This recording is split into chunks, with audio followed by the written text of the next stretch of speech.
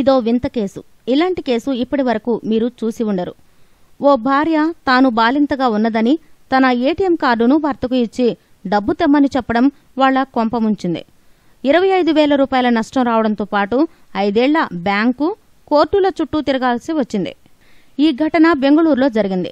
ఈ స్టోరీ మొత్తం చూసిన తర్వాత మీ ఏటీఎం కార్డు మరొకరికి ఇచ్చే ముందు 1కి 10 సార్లు ఆలోచించండి. అది నవంబర్ 14, 2013 బెంగళూరులోని మరతహళ్లికి చెందిన వందన అనే మహిళ తన డెబిట్ కార్డును భర్త రాజేష్ కుమార్కు ఇచ్చి 25,000 రూపాయలు తెమ్మని చెప్పింది. అతడు ఓ మెషిన్లో నుంచి డబ్బు తీయడానికి ప్రయత్నించగా అకౌంట్లో నుంచి డబ్బు డెబిట్ అయింది, కానీ మెషిన్ నుంచి క్యాష్ మాత్రం బయటకు రాలేదు.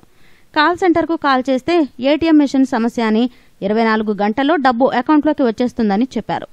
కానీ రాలేదు. బ్యాంకుకు వెళ్లి ఫిర్యాదు చేశారు. కానీ కొన్ని రోజులకే వాళ్లు ఫిర్యాదును మూసివేశారు. వాళ్లు చెప్పిన కారణం విని ఈ దంపతులకు షాక్ తగిలింది. ఖాతాదారు ఏటీఎం దగ్గర లేరని, డబ్బు ఇవ్వడం కుదరదని తేల్చి చెప్పారు. దీంతో వందన 2014 అక్టోబర్ 21న బెంగళూరులోని వినియోగదారుని ఫోరంని ఆశ్రయించింది.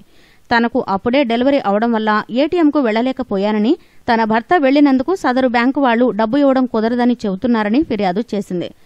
ఏటీఎం సీసీటీవీ ఫుటేజ్ను కూడా సంపాదించి ఫోరం ముందు ఉంచారు. దీని ద్వారా డబ్బు రాలేదన్న విషయం వెల్లడైంది.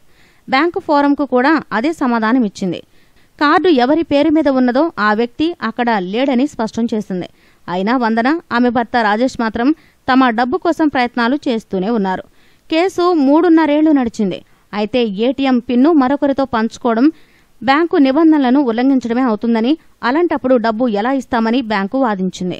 చివరికి కోర్టు కూడా 2018 మే 29న బ్యాంకుకు అనుకూలంగా తీర్పు చెప్పింది.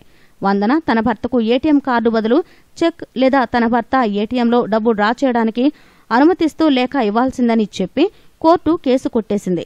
దీంతో డబ్బుతో పాటు ఈ దంపతుల విలువైన కాలం కూడా వృధా అయింది. మీకు ఈ వీడియో నచ్చితే లైక్ చేయండి, మీ ఫ్రెండ్స్ తో షేర్ చేసుకోండి, కానీ సబ్స్క్రైబ్ చేయడం మాత్రం మర్చిపోకండి. Thanks for watching.